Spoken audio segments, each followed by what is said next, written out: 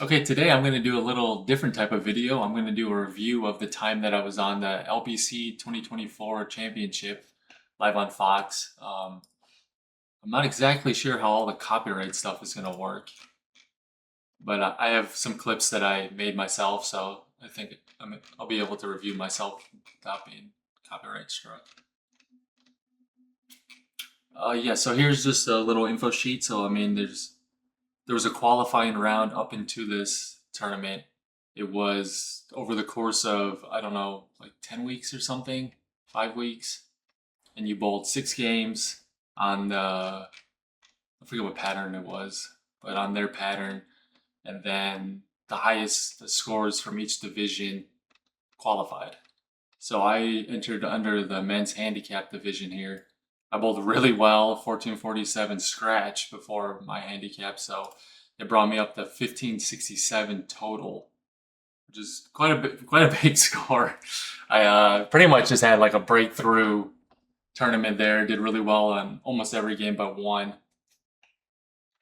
And yeah, and then I think I bowled the second week. Is that what they said here, right? So I had to wait every week. I was checking the scores until the final week, and then I made it. So awesome. All right, quickly before I go into the actual tournament, here's just a little bit of the standings, so you can see the different categories and who did what. So this was the scratch division. So you could see the winner of the scratch division made 25,000, and that was before even making it to the final show. So I mean that's pretty nice. Yeah, you see David Kroll, Book Kroll, entered himself in the scratch division instead of the PBA exempt. I guess there was something going on with that. The women's scratch, Liz Johnson and Gianna. Pretty good scores. Once again, I don't know why Liz Johnson was entered in the women's scratch. I guess there's not even a women's PBA exempt. So that's it. And here's me in the men's handicap. I mean, I was pretty far in front of the second guy.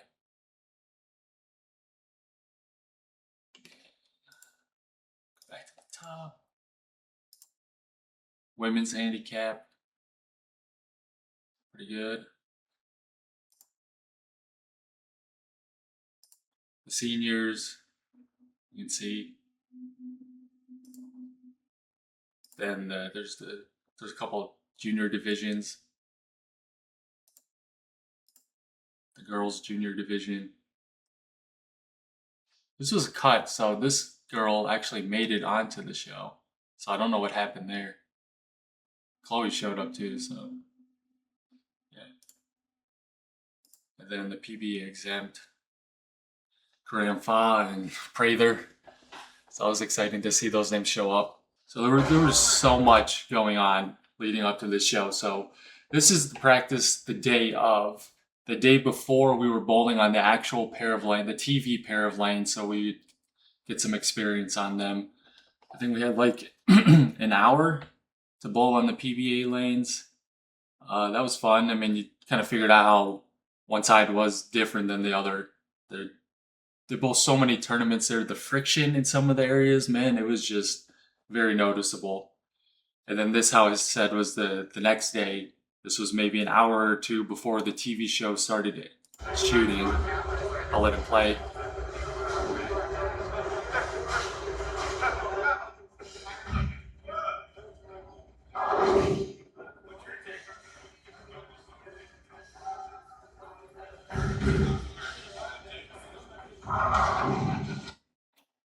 So it's just a quick little clip from practice that one of my parents took. So you can see it wasn't just the people that qualified that were at the show. A lot of pros were there too, like a lot. I mean, you can see here Kevin Williams, Darren Tang, Belmo was right here. A lot more in the background watching. I know this is a rep. I forget what his name is right now. So I mean, like it added to the pressure a little bit. You being surrounded by everyone, but at the same time, it almost made you feel like you belong there. So that was cool. And then in the practice, everyone was there, but I decided, I'm going to take this opportunity, move down a couple lanes, and bowl with the pros in the practice. Like I know I probably will never get the opportunity again to do this, so that's why I took it. All the other lanes, the other competitors were there. So I mean that was cool. You had to see how they did their practice, how they had their like little routines, the amount of tape and work they put on their hands before they even bowl was crazy. That's something I never did. I really don't do, but I need to. Okay, so I have all these clips together from my first shot till my last. I'm just gonna go over them a little briefly as we watch. Nothing too crazy. Real quick though, so when you bowl on TV, it is very different. I mean, obviously, than bowling just at your local center for fun or anything. The production is everywhere. It is, they have it framed up, obviously, so you just see the fans and the shooting, but everywhere else is just lights, cameras, wires on the floor, protective pads over the wires. You have the whole production staff down the side watching you. You have a shot clock that comes up. You have, I believe it's 25 seconds from your turn just to get up, not from when you walk up, from your turn to go up there and to shoot the ball. So that was always kind of on the back of your mind. Felt like a lot of pressure. I mean, it was. We did a couple practice shots ahead of time. I was really nervous. My hands are sweating a lot, and I don't know what happened with the nerves, the dehydration, but my hand and fingers started cramping before we started the show. Okay, before my first shot, I had my index finger, which has never cramped before, was stuck. Okay, like this underneath. Okay, and then my hand also cramped inward. Never had either one of these happen to me before. So I was having to bowl cramped fingers and cramped hands for about half the show before it released up. So the first couple shots were really tough. Thankfully, I was talking to some of the pros like Liz Johnson and Prather. They were giving me some exercises to do, to stretch it out, and they were showing me some points that you could press into to help like release the cramp. But yeah, so just saying that ahead of time, I was not in my best bowling state, but I did as good as I could do. Okay, we're gonna roll the first one. So you can see in the first round, there's all 12 people. Here are the scores. I'm up here. I have to beat a 7.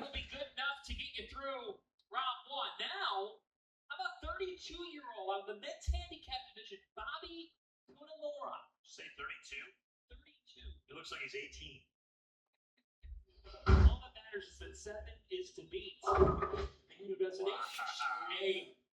Yeah, I mean, I'm probably doing the same face there.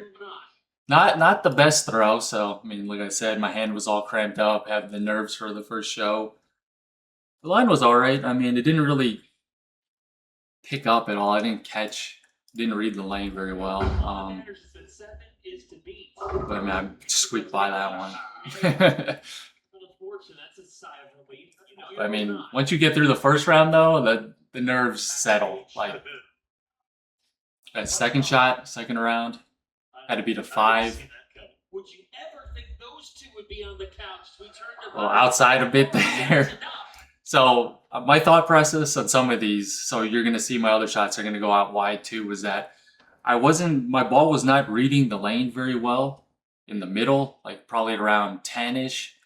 So I was forced to go either outside deep until boards like 1 through 4 or so to really find that traction for it to come in, or I was having to go inside and keeping a really tight shot. So yeah, so that's what's going on there. This one, squeak by again. Shots go right. Well, the last 2, I mean, Boog's showing your thing, and it doesn't take a whole lot for that ball not to get back because it doesn't hook a lot. But for Bobby, he just got that reactive ball too far to the right. Okay, third shot here, round 3. This one's pressure's a little higher, only strikes in 9s. So, you gotta do something good. That time, I didn't get it quite out as far as I was just saying. This one they said is at 5.8, but it did hit the friction and read a lot better. Like the move it made off that spot is what I was looking for. Let's see, like that was nice.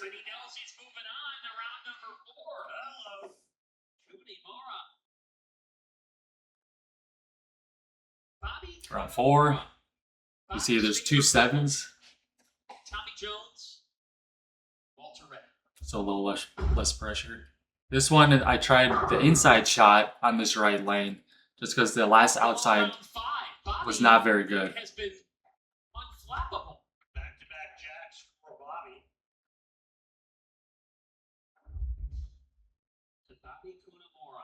Again, right here. Round 5, another one of those where you see a lot of strikes up, and you know that if you don't strike, then there's a chance you're going home. Asked him, why do you do this? He said, well, my pops has inspired me so much. Growing up, Dan Bob. A little bit, another one of these inside shots here.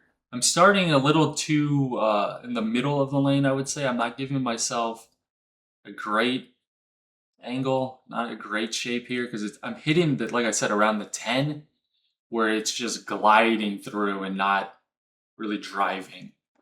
So I know I do make some moves later on, but let me tell you, it is so difficult to make moves on TV while you're being recorded. Like, just the pressure. Like, first off, you're probably not thinking you're making good shots to begin with, so you're just going to try to repeat them, make them better. But then to do a move, you only get one shot, like, it's hard. Sit on the furniture, though, this time. So there we go, on the couch. Bobby Kunimura, he done. It's pretty incredible. Kunimura. That's going to happen. Yeah. Seat on the furniture. And another possible roll-off. So next round, so I got a 7 tied to go sit on the bench. Once again, I'm trying to get it outside to hit that friction to bang in, but didn't happen that time.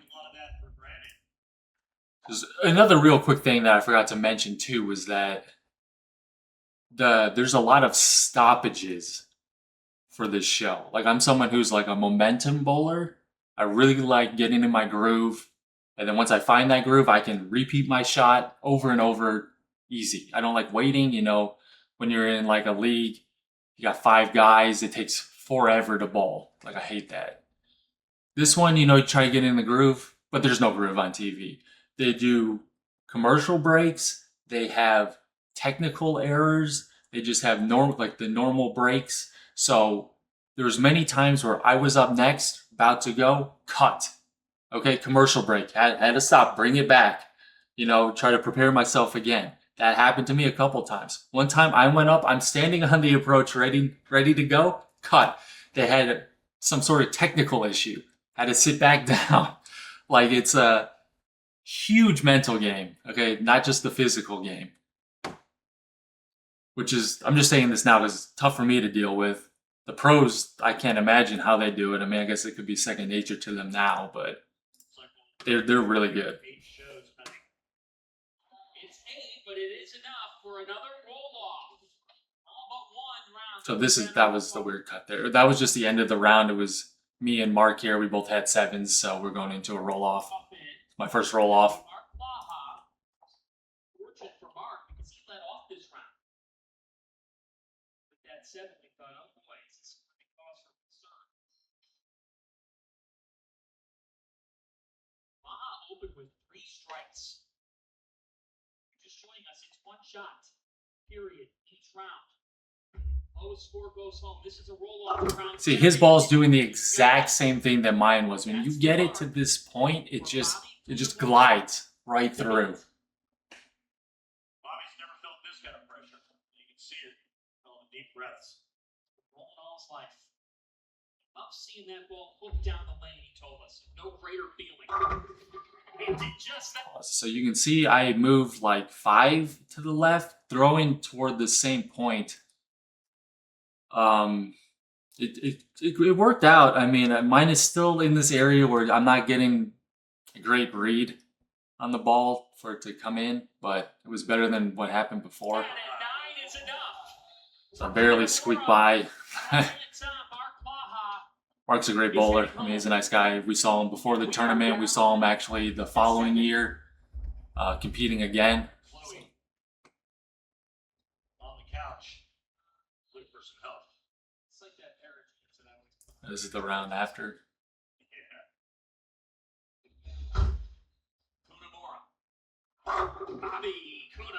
So you can see, yeah, like when I get this thing out, it really comes back. And I'm sure people were looking at me saying, man, this guy keeps missing outside or whatever. But no, I was experimenting the whole time. It's really hard. Like not to keep it in the middle here and have my ball just do nothing. Another pretty good one. Yes, he is. And kind of emotionless. And also, the two lanes were different as well. This left side was much nicer, I would say. The right side was iffy.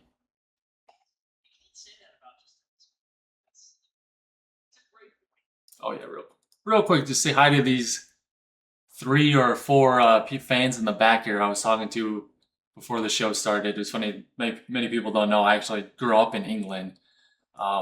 These people are also from England, and they bowled at the exact same bowling center that I bowled at when I was there. So it's such a coincidence. Like 20 years later, you meet people and it's just like we're all doing the same thing.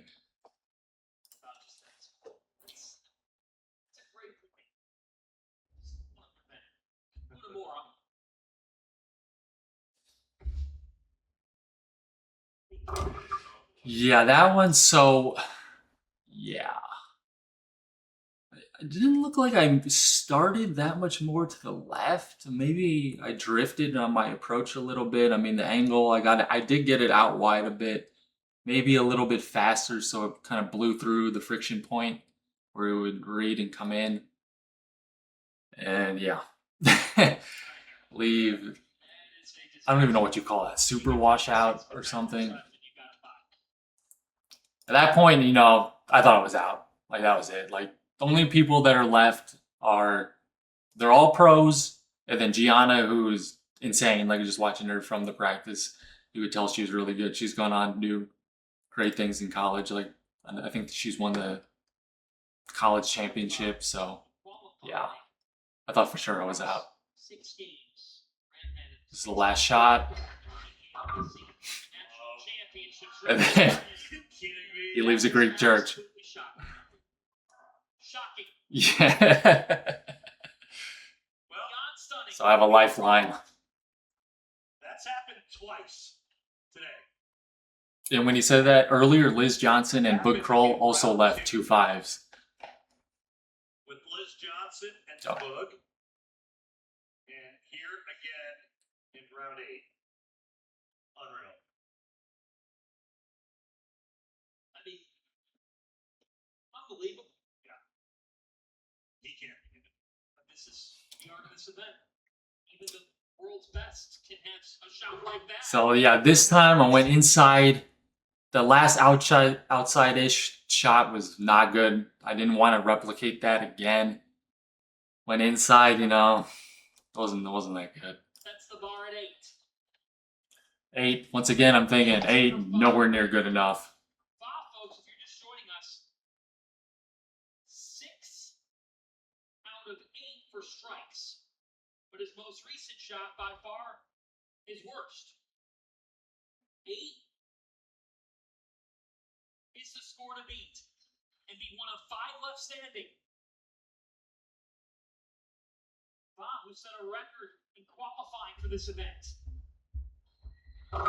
Yeah, so he had some reaction issue right there too. His thing just pushed straight through like ours is doing. Part of me was thinking, like, is he just letting me win? Like, there's no way he's just giving me another shot, but I don't know. So we go on to the second round of the roll-off.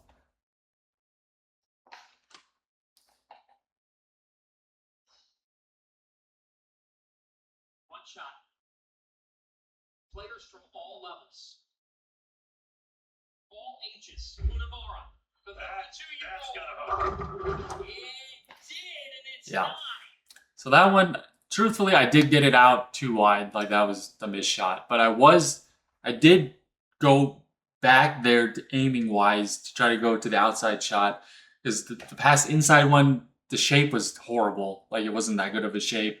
It didn't read well or whatever. So went for the outside shot again. That one wasn't good, but I know my ball's coming back. Other people might not know it, but my ball, just because of the angular rotation, like my release isn't the best, that once it hits the friction, it is moving.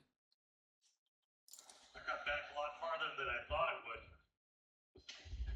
Took a trip to Kenny Bunkport.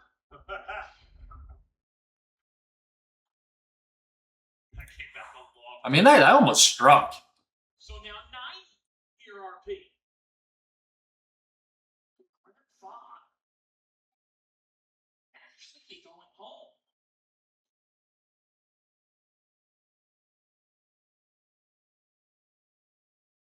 It's a 9 or a strike. Fog. It hung out there again. Left the bucket.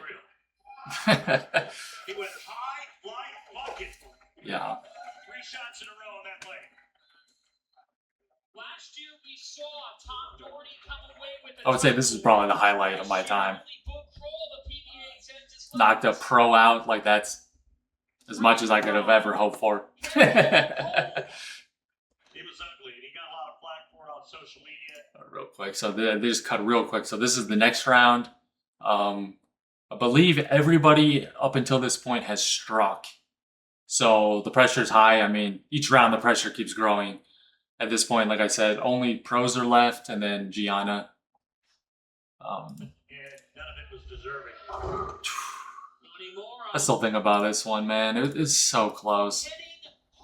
And to leave a 7, like I think the pins just kind of blocked it. Pause it again, sorry, real quick. Once again, the shot, I'm throwing it outside. That's the only line that I was getting good ball reaction from. So I'm just going to keep throwing it. Social media, and none of it was deserving.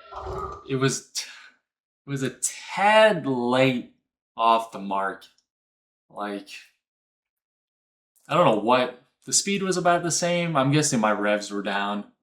Like the line looks almost identical, right? Like it is. Look at this. But whatever happened here that it caused it to fade out. And then the 7. Oh, I can't. I'll do it one more time. None of it was deserving. Yeah, I mean, I was a bit behind the head pin, hit the wall, went out. Got horrible as the show progressed. So then I'm on the couch with a 9, and then last person up, Gianna.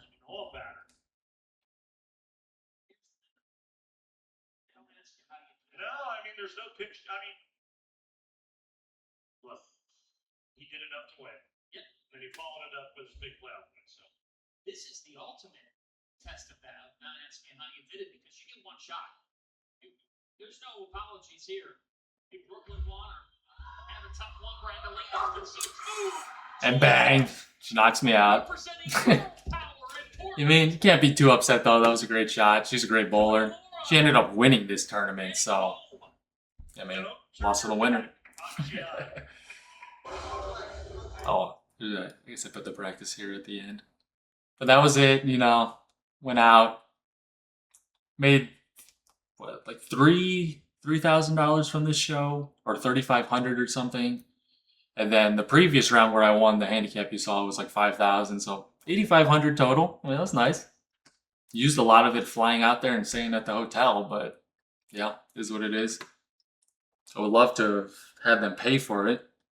I wonder if any of the pros had their flights or hotels paid for. Probably not. I know some of them I was talking to actually flew in the day of this tournament, and then they just left immediately. Because I know, I mean, being on the Pro Tour, you have to be all over the country. Money's tight. You can't really be blowing money on hotels. So a lot of them were driving too. They drove their cars there. They're not flying. But yeah, I mean, great experience. I know the second that this was over, I wanted to do it again. I want to get right back into it. They had this tournament again in my area the following year. I did not do that well. I did have my giant posters up though at the center, so that was cool to see myself as a winner there. And then what happened? I think then after that they canceled it, so this tournament doesn't even exist anymore. I mean, I thought it was a great way to get amateurs and pros to compete against each other. You know, I'm not lying to myself. I know these guys are all better than me. In a normal game, it would be very tough to beat them, but in one ball, anything can happen. And you know, I did pretty well. I got to fifth out of 12 people. So, you know, I'm hoping that one day I'll be able to make it back on TV again. I've been practicing hard. I've also had some hip issues, knee issues, which has been keeping me out of the game, but been doing a lot of physical work on that to get better. And I'm hoping that in the future I'm going to be able to post another one of these videos reviewing my second time on TV. So, thanks for watching. Oh yeah, then just real quick, I'm just gonna add a couple of pictures to the end, you know, of my time there. I don't know if I even mentioned it, but this was in Portland, Maine. It was a pretty beautiful place, very unique. It felt old, like there's a lot of cobblestone, the architecture. It was cool. And then I figured I should show this off. You can see this is the trophy I got, signed by Norm Duke himself. My hand's in the way. Just shows me the score. This is kind of interesting one. It's like glass. It's like curved glass trophy. Well, thanks for watching, and if you enjoy this content, I'm going to keep putting stuff out. I know it's not all bowling, but if you like it, you know, like the video, subscribe to my channel. That would really help me out a lot with the algorithm and just to help the channel grow. And I'll see you next time.